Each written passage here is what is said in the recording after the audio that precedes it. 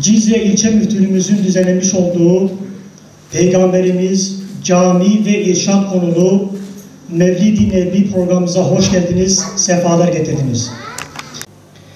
Şimdi sözlerin en güzeli olan Kur'an-ı Kerim'i okumak üzere El Cezeri Kur'an kursu öğreticisi Mehmet Şirin Kızılkaya hocamızı sahneye davet ediyorum.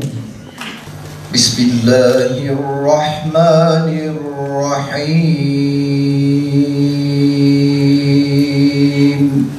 Laqad sadaqallahu rasulahu ru'ya bil haqq.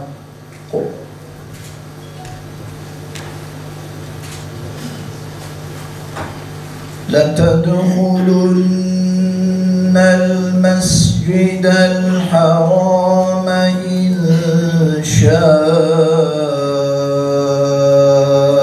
اللَّهُ آمِنِينَ.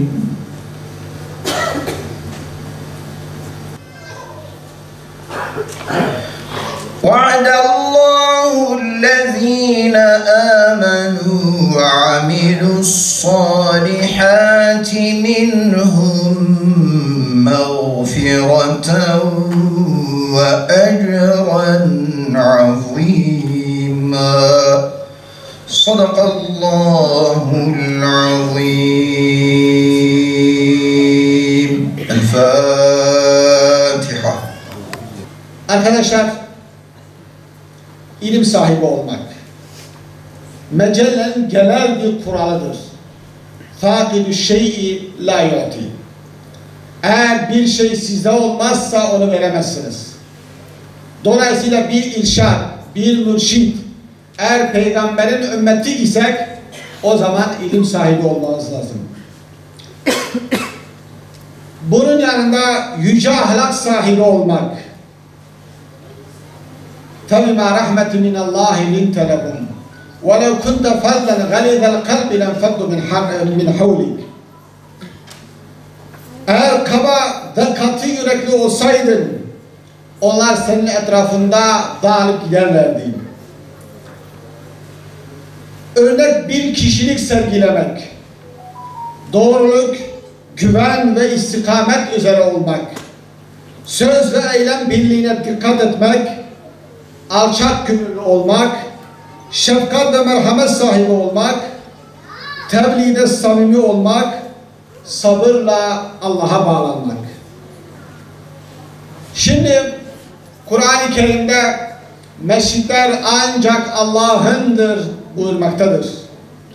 وَاَنَّ الْمَسَاجِدِ لِلّٰهِ فَلَا تَدْعُوا مَعَ اللّٰهِ اَحَدًا diyor Allah Azze ve Celle. Mescitler Allah'ındır.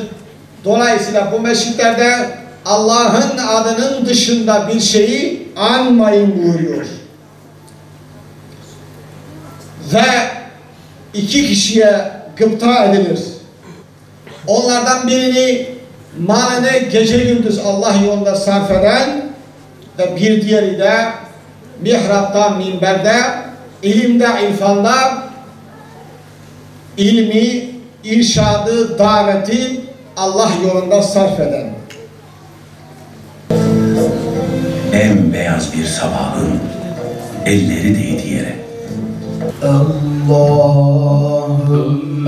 salli ala seyyidina Muhammedin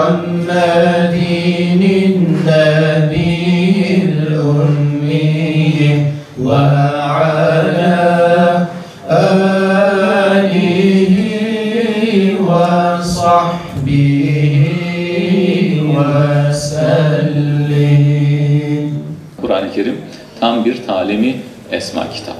Hazreti Peygamber en büyük mürşit, en büyük muallim.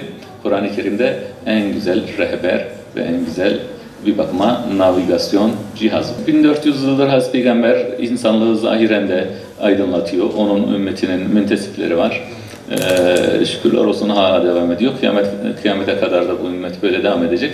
Fakat bazen tabii ümmetin durumu değişiklik arz edebiliyor. Her zaman aynı parlaklıkta olmayabiliyor. Günümüzde modern dünyanın beraberinde getirdiği maalesef bazı karanlıklar söz konusu. manevi göz dediğimiz, basiret dediğimiz kuvvede zayıflıklar var. Meseleleri çözemiyoruz. Ne sosyal meselelerimizi ne siyasal meselelerimizi çok sağlıklı bir şekilde bazen çözemeyebiliyoruz. Sorunlarla karşılaşabiliyoruz. Şükürler olsun gelişmeler var. Eskiye nazaran çok ciddi gayretler, çabalar, çok ciddi başarılar da söz konusu. Ama bir o kadar da özellikle gençlik alanında kararmalar durumu söz konusu. Aşırı derecede eğlenceye düşkünlük, hazza düşkünlük, maneviyatı önemsememe, Hazreti Peygamber'in hakikatinin farkına varamama durumu söz konusu. Biz böyle programlar düzenliyoruz. Eyvallah, çok güzel, çok hoş ama kimi andığımızı bilmiyoruz. Ve nasıl bir insandan, nasıl bir zattan bahsettiğimizin farkında değiliz. Yani fark edersek, bunun farkına varırsak, hele bir de onun yaratıcısı olan Cenab-ı Hak kimden bahsettiğimizi anlarsak, ya korkudan ödümüz kopar ya da sevgiden, aşktan kendimizi kaybederiz. İkisinden birisi. Bir bakıma belki de böyle bir durumu gaflet, bazen de rahmet oluyor. Çok aşırı bilmek de insanı bazen ürkütebiliyor, bazen de aşırı derecede çizgi dışına çıkmaya neden olabiliyor. Fakat bunu ne için söyledim? Sıradan bir insandan bahsetmediğimizi, özellikle zor durumlarda bir şefiimizin olduğunun farkında olmamız gerektiğini ifade etmek istiyorum. Zor günün zatı Hazreti Peygamber. Şimdi biz birazcık da rahat bir yaşam sürüyoruz. Onun nasıl bir zat olduğunu, ne durumlarda bize yardımcı olduğunu fazla idrak edemeyebiliyoruz. Hem şahıs olarak, hem toplum olarak, hem devlet olarak, hem ümmet olarak. Son zamanlarda maalesef günah deryalarına boğulur hale geldik. Özellikle sosyal medyayla, telefonlarla, internetlerle. Bu bölümünü de gençlere söyleyeceğim. Böyle günahlara batan gençler için de şu tavsiyede bulunuyorum. Tecrübeyle sabit olduğu için asla ümitsizliğe girmeyin. Ben affedilmem, ben erdemli, faziletli insan olmam, ben saygın bir insan olmam demeyin. Bunun önü açık. Tevbe diye bir kapı var. Tevbe edersek, bunları yavaş yavaş azaltırsak Cenab-ı Hak bize çok değerli, çok kıymetli şeyler bağışlar ve onun sayesinde hayatımızı kurtarırız. Asla ümitsizliğe düşmek yok.